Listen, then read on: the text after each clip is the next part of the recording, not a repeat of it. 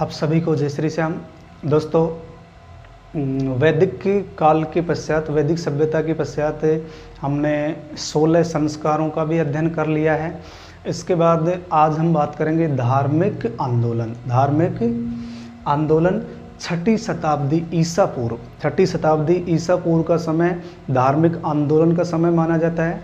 जिस प्रकार भारत में महात्मा बुद्ध एवं महावीर स्वामी प्रसिद्ध धर्म सुधारक हुए, प्रसिद्ध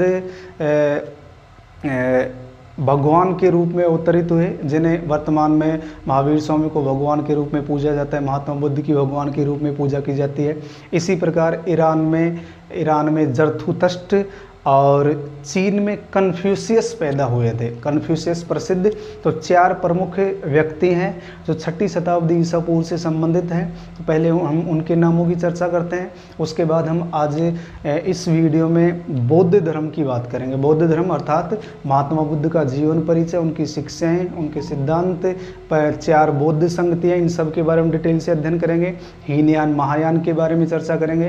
डिटेल से टॉपिक पे चर्चा करनी है। जिस प्रकार से हमने सिंधु सभ्यता और वैदिक सभ्यता के बारे में अध्ययन किया है, यानी केवल फैक्टों से काम चलने वाला नहीं है। हम कंप्लीट रूप से डिटेल से अध्ययन करेंगे। आपको निश्चित रूप से समझ में आएगा। 2 या 4 बार रिवाइज करेंगे तो याद भी हो जाएगा।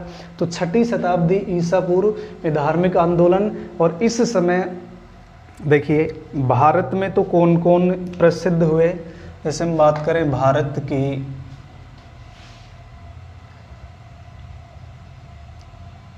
भारत में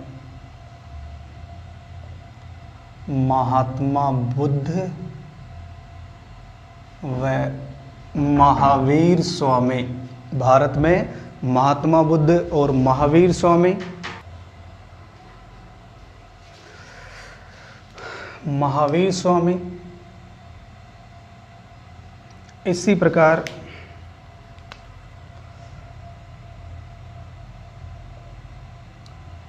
ईरान में प्रसिद्ध कौन हुए?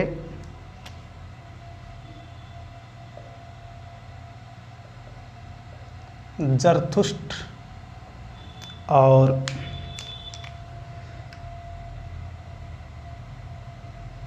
चीन में कन्फ्यूशियस।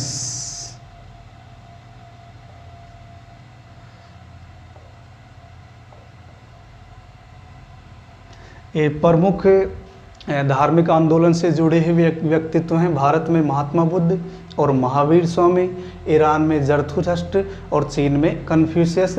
और सबसे पहले हम बात करते हैं बौद्ध धर्म, और बौद्ध धर्म में भी हम बात करेंगे महात्मा बुद्ध और उनका जीवन परिचय। सबसे पहले हम बात करते हैं बौद्ध धर्म।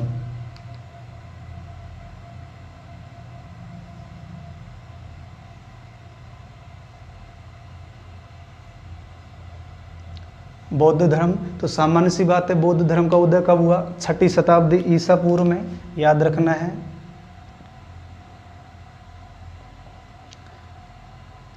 छठी सदी ईसा पूर्व, और बौद्ध धर्म में हम बात करते हैं महात्मा बुद्ध।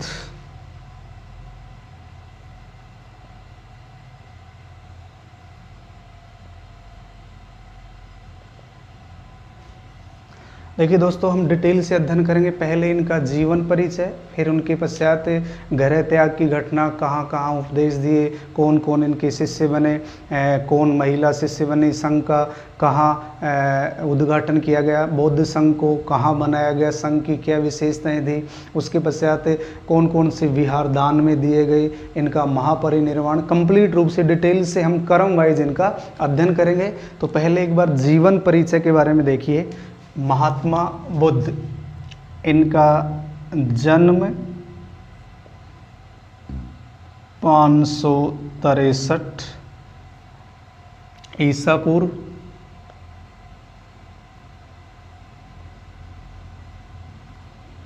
नेपाल की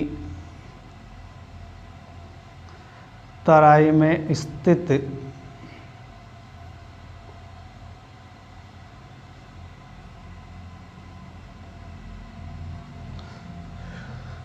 लुम्बिनी ग्राम में इनका जन्म हुआ। नेपाल की तराई में स्थित लुम्बिनी ग्राम में इनका जन्म हुआ। वर्तमान में कपिलवस्तु के नाम से जाना जाता है, कपिलवस्तु।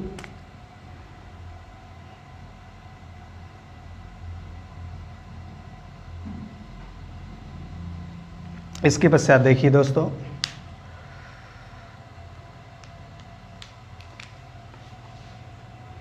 इनके बचपन का नाम था सिद्धार्थ। महात्मा बुद्ध के बचपन का नाम क्या था? सिद्धार्थ। इनका कुल था शाक्य।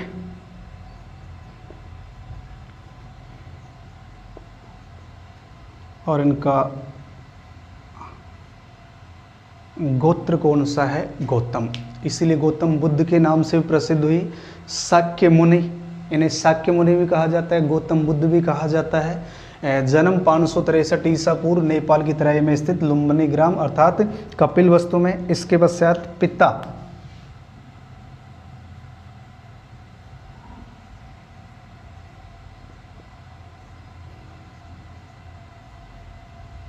इनके पिता का नाम शुद्धोदन था और ये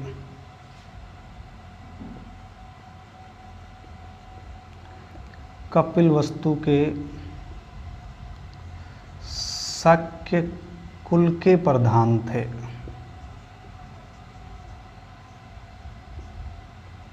कपिलवस्तु के शाक्य कुल के प्रधान थे। इसके पश्चात इनकी माता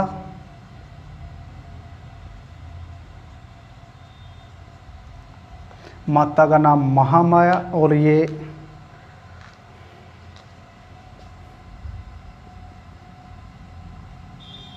रामग्राम की कोलिये राजकन्या थी।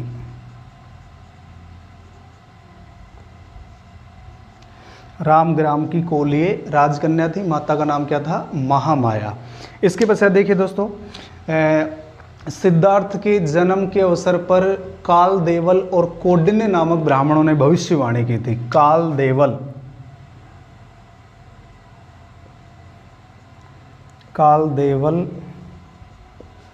व कौंडिन्य ने जन्म के अवसर पर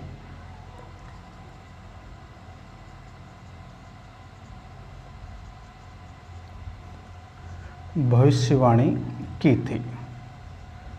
और इन्होंने भविष्यवाणी की या तो यह महान चक्रवर्ती राजा बनेगा अथवा महान सन्यासी बनेगा। दोस्तों, कौंडिन्य और काल देवल ने महात्मा बुद्ध, यानी अभी महात्मा बुद्ध नहीं है, अभी इनके बचपन का नाम क्या है? सिद्धार्थ। तो हम सिद्धार्थ से महात्मा बुद्ध बनने की कहानी का भी अध्ययन करेंगे। तो इनके जन्म के अवसर पर इन्होंने भविष्यवाणी की कि यह बालक बड़ा होकर या तो चक्रवर्ती सम्राट बनेगा या महान सन्यासी बनेगा। ये राज परिवार से संबंधित थे, राजघराने से संबंधित थे। इसीलिए इनके पिता को इस बात की चिंता सताने लगी कि यह बालक कहीं सन्यासी न बन जाए, यह बालक कहीं सन्यासी न बन जाए। इसीलिए इनका 16 वर्ष की आयु में विवाह कर दिया गया। सिद्धार्थ का केवल 16 वर्ष की आयु में विवाह कर दिया गया। और जो माता महामाया है, इनका जन्म के 7वें दिन देहांत हो गया था। इसीलिए इनका पालन पोषण इनकी माता गौतमी के द्वारा किया गया था, महाप्रजापति गौतमी के द्वारा किया गया था। तो पहले ये नोट कर लेते हैं, जन्म के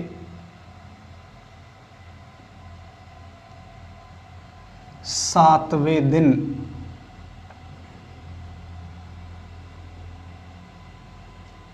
माता का देहांत हो गया था। इसके पश्चात इनकी मौसी,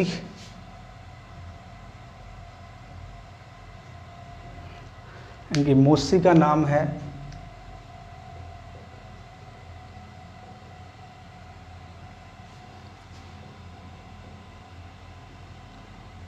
महाप्रजापति गौतमी और इन्होंने सिद्धार्थ का पालन पोषण किया था।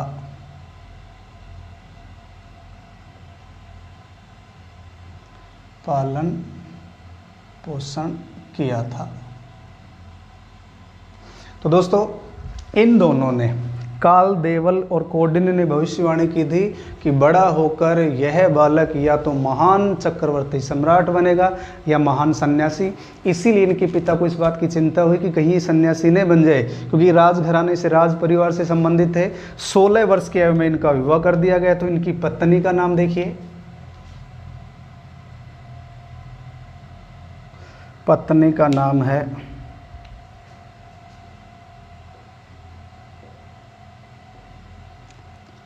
यशोधरा, और यशोधरा के अन्य नाम भी मिलते हैं बिंबा,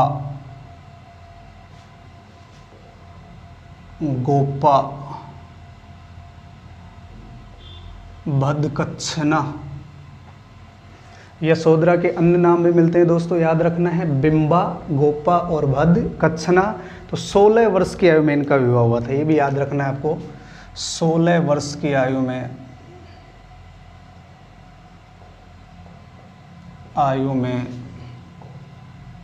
विवाह हुआ। यानी विवाह करने का, यानी कम आयु में विवाह करने का कारण क्या बताया गया कि कहीं ये सन्यासी न बन जाए। इसके पश्चात इनके पुत्र का नाम राहुल, राहुल का अर्थ है बंधन, और ये 28वें वर्ष में हुआ था। यानी महात्मा बुद्ध को 28वें वर्ष में पुत्र की प्राप्ति हुई। तो अभी महात्मा बुद्ध नहीं है, अभी ये सिद्धार्थ है, ध्यान रखना है। तो सिद्धार्थ ने कहा था मेरे बंधनों की कड़ी में एक कड़ी और जुड़ गई। तो राहुल का अर्थ यहाँ होता है बंधन। राहुल का अर्थ क्या होता है? बंधन। एक बार पुनः देखिए, हम धार्मिक आंदोलन की चर्चा कर रहे हैं। 6ठी शताब्दी ईसा पूर्व में भारत में प्रमुख कौन कौन है? बुद्ध और महावीर स्वामी, ईरान में जरथुस्त्र, चीन में कन्फ्यूशियस। सबसे पहले हम बात कर रहे हैं बौद्ध धर्म। तो उदय कब हुआ इसका? 6ठी शताब्दी ईसा पूर्व में। क्वेश्चन ये बन गया आपका, महात्मा बुद्ध का जन्म 563 ईसा पूर्व नेपाल की तराई में स्थित लुम्बिनी ग्राम में। कपिलवस्तु, बचपन का नाम सिद्धार्थ, कुल क्या है इनका? शाक्य, गोत्र गौतम, पिता शुद्धोधन, कपिलवस्तु के शाक्य कुल के प्रधान, माता महामाया रामग्राम की कोली राजकन्या थी। काल, देवल व कौंडिन्य ने इनके जन्म के अवसर पर भविष्यवाणी की थी। जन्म के 7वें दिन माता का देहांत हो गया। इनका पालन पोषण मौसी महाप्रजापति गौतमी ने किया। इसके पश्चात इनकी पत्नी का नाम था यशोधरा। केवल 16 वर्ष के में इनका विवाह कर दिया गया। यशोधरा को बिंबा, गोपा, भद्दकच्छना भी कहा जाता है। और इनके पुत्र का नाम क्या था? राहुल, अर्थात बंधन। ये 28वें वर्ष, यानी जब इनकी आयु 28 वर्ष हो गई थी महात्मा बुद्ध की, अर्थात सिद्धार्थ की, तो इन्हें पुत्र की प्राप्ति हुई और पुत्र का नाम रखा गया राहुल। राहुल का अर्थ होता है बंधन। तो ये सामान्य जीवन परिचय है। इसके बाद देखिए दोस्तों,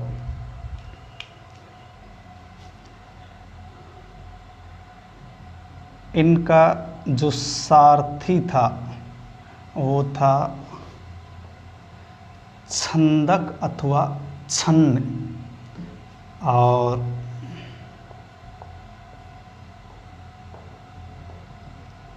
इनका जो घोड़ा है उसका नाम था कंथक। तो बुद्ध का मतलब यह है सिद्धार्थ। सिद्धार्थ एक दिन नगर भ्रमण को निकले।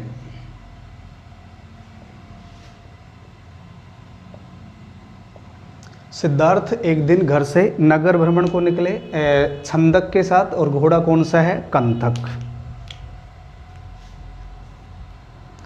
सिद्धार्थ को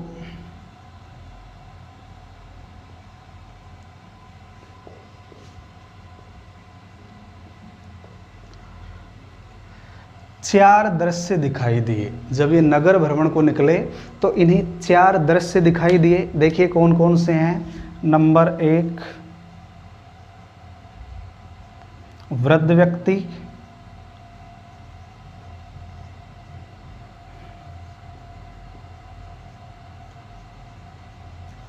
रोगी व्यक्ति, मृत व्यक्ति और सन्यासी। तो देखिए दोस्तों, इन्हें 4 दृश्य दिखाई दिए। जब नगर भ्रमण को निकले पहली बार घर से तो 4 दृश्य दिखाई दिए। वृद्ध रोगी, तो ये भी दुखी है, इन्हें दुखी दिखाई दिया। इसी प्रकार रोगी भी दुखी था। मृतक व्यक्ति खुद दुखी नहीं था, लेकिन इसके परिवार के सदस्य दुखी थे। परिवार के सदस्य दुखी थे। और ये जो सन्यासी है, सन्यासी उन्हें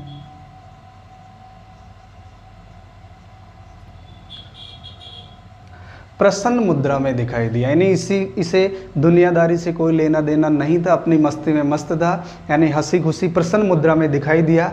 इसीलिए सिद्धार्थ ने सन्यासी बनने का निर्णय ले लिया। तो जीवन में परिवर्तन, महान परिवर्तन देखने को मिलेगा। जो राज परिवार से संबंधित थे, उनके पिता ने उन्हें रोकने का प्रयास किया कि कहीं सन्यासी नहीं बन जाए। 16 वर्ष की आयु में इनका विवाह कर दिया गया, लेकिन फिर भी इन 4 दृश्यों को देखकर उनका हृदय परिवर्तित हुआ, यानी उनके विचार बदल गए। इन 4 दृश्यों को देखकर उन्होंने सन्यासी बनने का निर्णय ले लिया। इसके बाद फिर 29 वर्ष की आयु में घर छोड़ करके चले जाएंगे और वो सन्यासी का रूप धारण करेंगे। वो आगे की कहानी क्या है उसके बारे में भी अध्ययन करेंगे। तो एक बार इसका स्क्रीनशॉट ले लीजिए।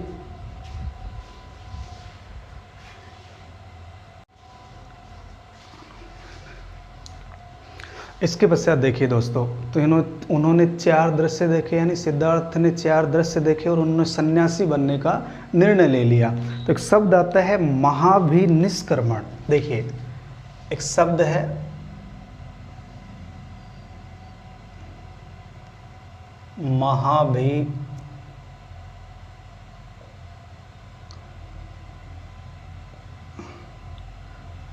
निष्क्रमण। तो ये जो शब्द है महाभिनिष्क्रमण, इसका अर्थ क्या है? बुद्ध द्वारा घर त्यागने की घटना को बौद्ध धर्म में महाभिनिष्क्रमण कहा जाता है। और इन्होंने 29 वर्ष की आयु में घर त्याग दिया था, घर छोड़ करके चले गए थे। तो 29 वर्ष की आयु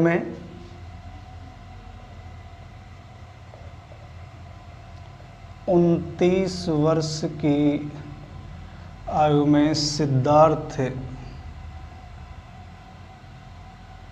ने घर छोड़ दिया और इसमें सारथी, छंदक हम चर्चा कर चुके हैं,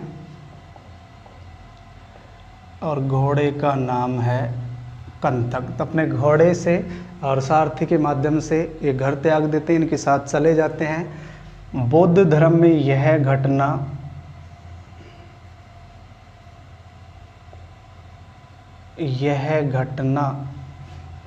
क्या कहलाती है? महाभिनिष्क्रमण। तो 29 वर्ष की आयु में महात्मा बुद्ध ने घर छोड़ दिया और सारथी थे छंदक या छन्न, और घोड़े का नाम क्या है? कंथक।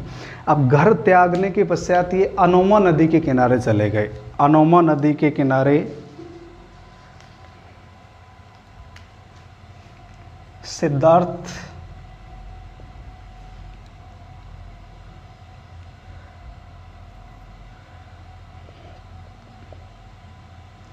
अनोमा नदी किनारे अनुवेनय नामक स्थान पर रुके।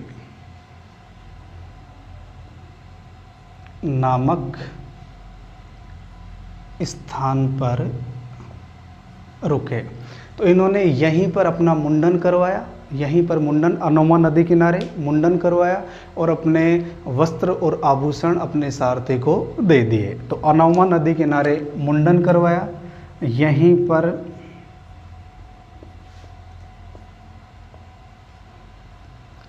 सिद्धार्थ ने मुंडन करवाया तथा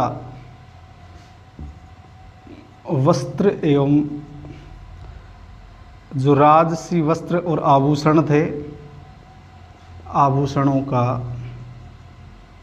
त्याग किया। तो उन्होंने अपने वस्त्र और आभूषण त्याग दिए, मुंडन करवा लिया गया अनोमा नदी के किनारे। इसके पश्चात देखिए दोस्तों, सिद्धार्थ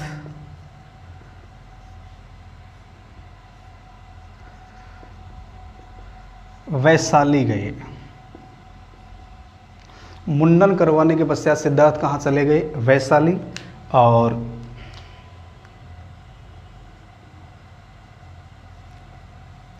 वैशाली के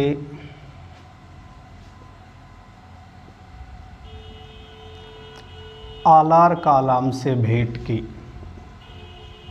वैशाली के आलार कालाम से भेंट की। जो आलार कालाम है, इस सांख्य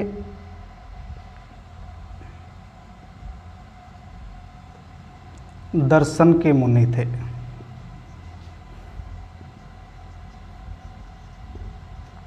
तो दोस्तों, गृह त्यागने के पश्चात अनोमा नदी के किनारे मुंडन करवाया, अनुवने नामक स्थान पर रुके। यहाँ पर सिद्धार्थ ने मुंडन करवाया, अपने वस्त्र आभूषणों का त्याग किया। उसके पश्चात सिद्धार्थ कहाँ चले गए? वैशाली। वैशाली के आलार कालाम से भेंट की, और ये आलार कालाम सांख्य दर्शन के मुनि थे। आलार कालाम को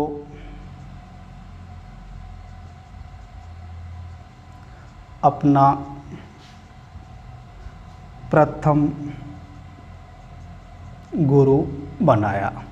आलार कालाम को सिद्धार्थ ने अपना प्रथम गुरु बनाया, लेकिन संतुष्ट न होने के कारण वैशाली से चले गए। संतुष्ट न होने के कारण यहाँ से चले गए। संतुष्ट यानी आलार कालाम से संतुष्ट नहीं हुए, न होने के कारण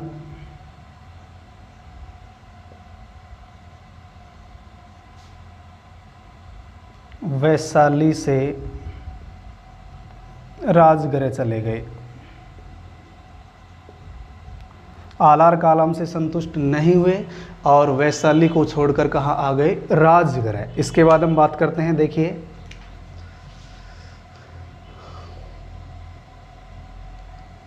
राजगृह में सिद्धार्थ की भेंट एक तो बिंबिसार से हुई। बिंबिसार मगध का शासक है। बिंबिसार का संबंध कहाँ से है, ये अलग से पढ़ेंगे हम जब मगध का उत्कर्ष पढ़ेंगे। राजगृह में सिद्धार्थ की भेंट बिंबिसार से हुई, और राजगृह में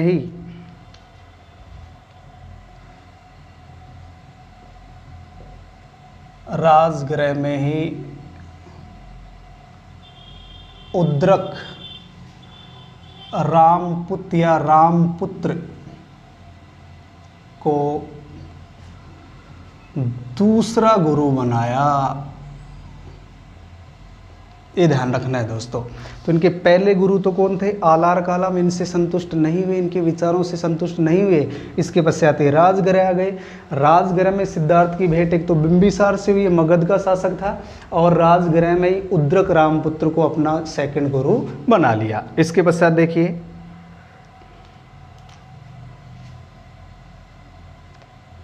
राजगृह से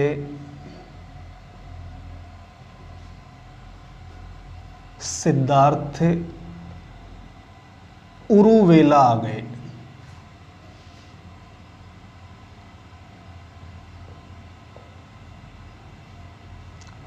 राजगृह से सिद्धार्थ कहाँ आ गए? उरुवेला। उरुवेला में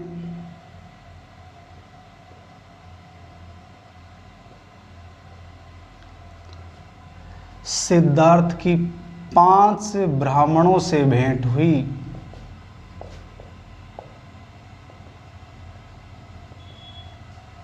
दोस्तों, सीरियल से आपको याद रखना है। देखिए, घर त्यागने के पश्चात अनोमा नदी किनारे मुंडन करवाया। इसके पश्चात कहाँ गए? वैशाली। वैशाली के पश्चात कहाँ गए? राजगृह। राजगृह के पश्चात कहाँ आ गए? उरुवेला। और उरुवेला में इनकी भेंट 5 ब्राह्मणों से हुई। देखिए कौन कौन से 5 ब्राह्मण हैं?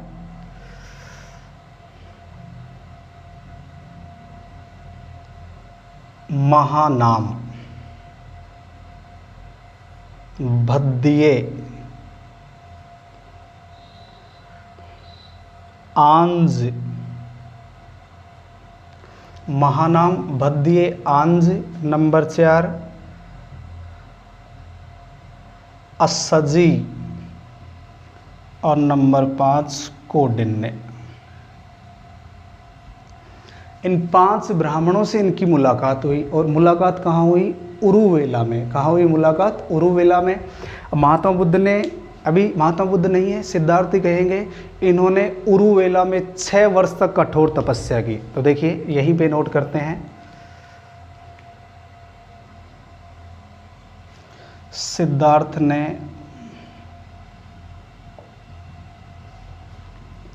6 वर्ष तक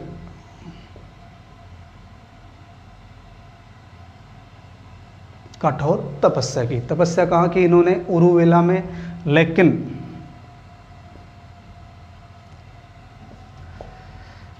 सिद्धार्थ ने उरुवेला के सेनानी की पुत्री सुजाता के हाथों से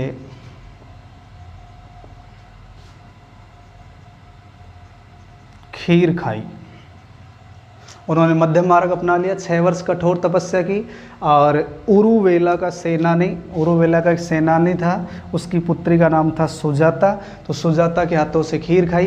ये 5 ब्राह्मण उसके साथी बन गए थे, ये महात्मा बुद्ध से नाराज होकर सारनाथ या ऋषिपतन चले जाते हैं। इस प्रकार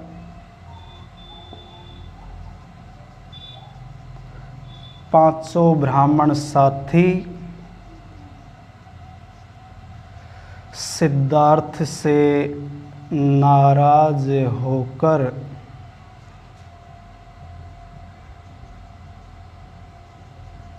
ऋषिपतन अथवा सारनाथ चले गए। एक बार पुनः देखिए दोस्तों, एक शब्द है महाभिनिष्क्रमण, यानी 29 वर्ष की आयु में सिद्धार्थ ने घर छोड़ दिया। सारथी का नाम है छंदक छन्न और घोड़े का नाम है कंथक। बौद्ध धर्म में यह घटना क्या कहलाती है? महाभिनिष्क्रमण। सिद्धार्थ अनुमा नदी किनारे अनुवैनय नामक स्थान पर रुके। यहीं पर यानी अनुमा नदी किनारे जहाँ रुके हैं, यहाँ इन्होंने मुंडन करवाया, अपने राजसी वस्त्र आभूषणों का त्याग कर दिया। इसके बाद सिद्धार्थ वैशाली चले गए। वैशाली के आलार कालाम से इन्होंने भेंट की। ये साख्य दर्शन के मुनि थे, इनको अपना पहला गुरु बनाया। लेकिन इनसे संतुष्ट न होने के कारण सिद्धार्थ राजगृह चले गए। अब राजगृह में इनकी मुलाकात किससे हुई है? एक तो बिंबिसार से। राजगृह में मुलाकात किनसे हुई? बिंबिसार से। और राजगृह में ही उद्रक रामपुत्र को अपना सेकंड गुरु बनाया। राजगृह से सिद्धार्थ कहाँ आ गए? उरुवेला।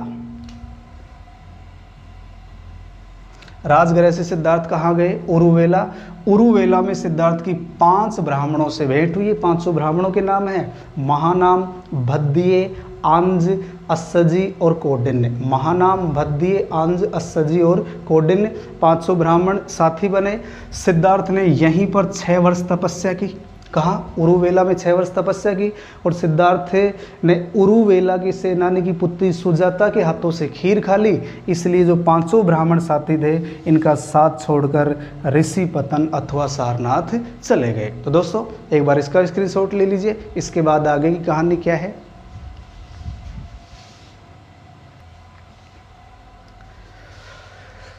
इसके पश्चात देखिए दोस्तों, तो जैसे ही सिद्धार्थ ने सुजाता के हाथों से खीर खाई, 500 ब्राह्मण साथी थे, वो इनका साथ छोड़कर कहाँ चले गए? सारनाथ अथवा ऋषिपतन चले गए। इसके पश्चात देखिए, उरुवेला में ही,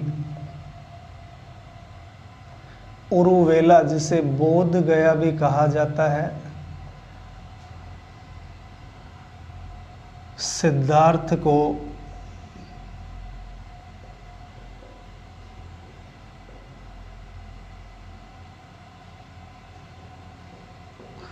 वैशाख पूर्णिमा, जिसे बुद्ध पूर्णिमा भी कहा जाता है, वैशाख पूर्णिमा के दिन निरंजना, निरंजना अथवा पुनपुन नदी किनारे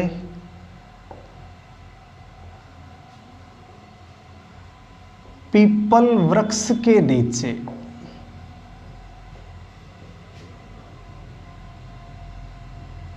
ज्ञान की प्राप्ति हुई। यानी 500 ब्राह्मण साथी छोड़कर चले गए थे। उरुवेला में इनकी मुलाकात हुई, तो उरुवेला से वो कहाँ चले गए थे? सारनाथ अथवा ऋषिपतन। लेकिन बुद्ध को वैशाख पूर्णिमा के दिन, जिसे बुद्ध पूर्णिमा कहा जाता है, निरंजना अथवा पुनपुन नदी किनारे वृक्ष का नाम है पीपल वृक्ष, और इस वृक्ष का नाम पड़ेगा बोधि वृक्ष। इस वृक्ष का नाम क्या पड़ गया? बोधि वृक्ष।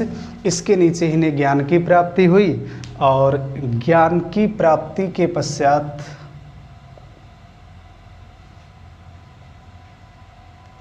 ज्ञान की प्राप्ति के बाद सिद्धार्थ बुद्ध तथा तथागत कहलाए। बुद्ध का मतलब है ज्ञानी, तथागत जिसने सत्य को जान लिया हो।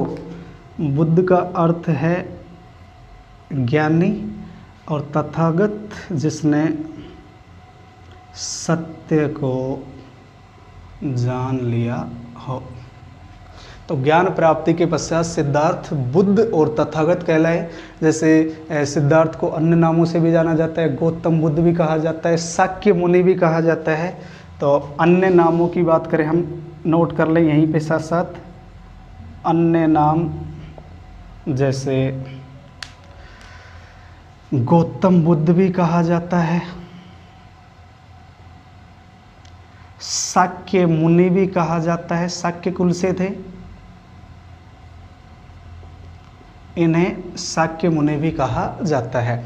और उरुवेला में ही अब ये बुद्ध बन चुके हैं। अब इनको बुद्ध और तथागत कहा जाने लगा। उरुवेला में ही सर्वप्रथम तपस्सु व भल्लिक नामक 2 व्यक्तियों को इन्होंने अपना शिष्य बनाया था, दीक्षा दी थी। 2 व्यक्तियों को दीक्षा दी। तो उरुवेला में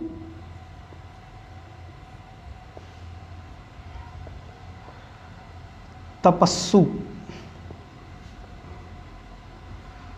व भल्लिक को, तपस्सु व भल्लिक को सर्वप्रथम दीक्षा दी।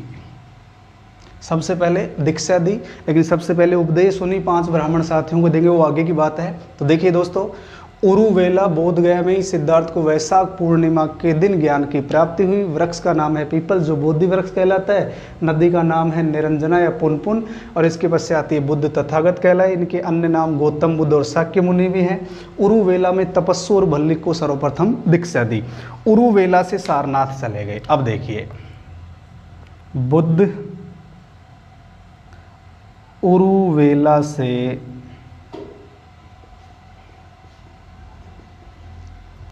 सारनाथ चले गए। सारनाथ को ऋषिपतन भी कहा जाता है, मृगदाव भी कहा जाता है, ऋषिपतन या मृगदाव भी कहा जाता है। तो सारनाथ में महात्मा बुद्ध ने सर्वप्रथम 5 ब्राह्मण साथियों को उपदेश दिया। इस घटना को धर्म चक्र परिवर्तन कहा जाता है। इस घटना को क्या कहा जाता है? धर्म चक्र परिवर्तन। देखिए दोस्तों, एक शब्द है धर्म चक्र परिवर्तन। दोस्तों, आपको याद रखना है कि सबसे पहले दीक्षा किसे दी? शिष्य किन्हें बनाया? तो तपस्सु और भल्लिक सबसे पहले उपदेश किनको दिया? 5 ब्राह्मण साथियों को, जो उन उरुवेला में इनका साथ छोड़ करके चले गए थे। तो धर्म चक्र परिवर्तन, इस पे अपन नोट करते हैं। बुद्ध ने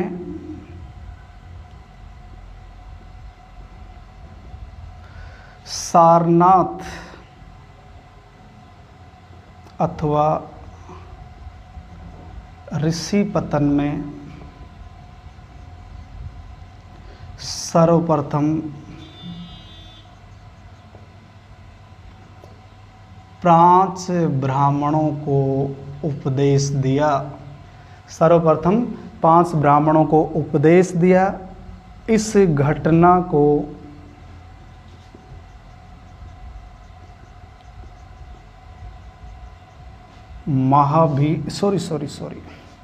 धर्मचक्र परिवर्तन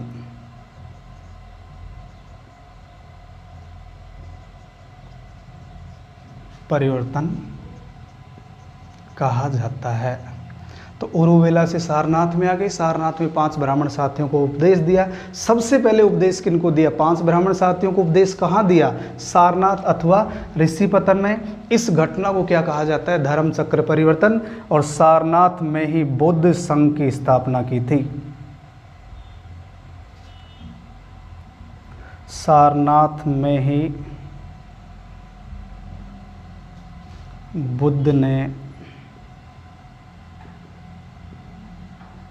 बौद्ध संघ की स्थापना की। तो दोस्तों ये आपको समझ में आ गया होगा यहाँ तक। एक बार इसका भी स्क्रीनशॉट ले लीजिए, उसके बाद हम आगे बात करते हैं।